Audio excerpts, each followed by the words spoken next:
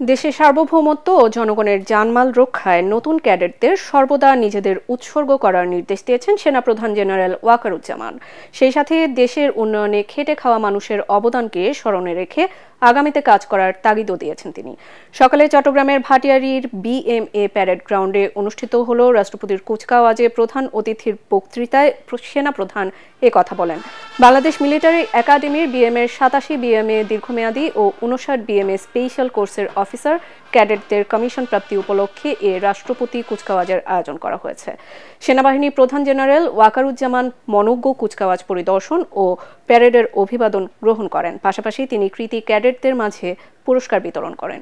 দীর্ঘ 3 বছরের কঠোর সামরিক প্রশিক্ষণ শেষে এই কুচকাওয়াজের মাধ্যমে 87 বিএমএ দীর্ঘমেয়াদী কোর্সের সর্বমোট 213 জন অফিসার ক্যাডেট এবং 59 বিএমএ স্পেশাল কোর্সের 14 জন অফিসার ক্যাডেট ও 4 জন ট্রেনি অফিসার বাংলাদেশ সেনাবাহিনীতে কমিশন লাভ করেন। The parade commander, Major Mohammad Anisur Rahman, and the এলো ভিশন মুশকিল আসান অফার। যে কোনো ব্র্যান্ডের পুরনো ফ্রিজ নিয়ে চলে আসুন ভিশন শোরুমে আর নিয়ে যান নতুন ভিশন ফ্রিজ 20% পর্যন্ত ছাড়। প্রিয় ক্যাডেট বৃন্দ, মনে রাখবে তোমরা প্রশিক্ষণ শেষে নতুন জীবনে পদার্পণ করছো।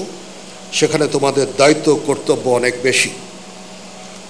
তোমরা অধীনস্থদের প্রতি সহানুভূতিশীল হবে এবং তাদের ভালো মন্দের প্রতি খেয়াল রাখবে। সর্বদা অধীনস্থদের সুপ্রশিক্ষিত করে গড়ে তুলবে এবং তাদের সামনে নিজেকে উদাহরণস্বরূপ উপস্থাপন করবে। তোমাদের প্রশিক্ষণের দক্ষতা বৃদ্ধির জন্য সর্বদা সচেষ্ট থাকবে। তাহলেই তোমরা কর্মক্ষেত্রে সফল হতে পারবে।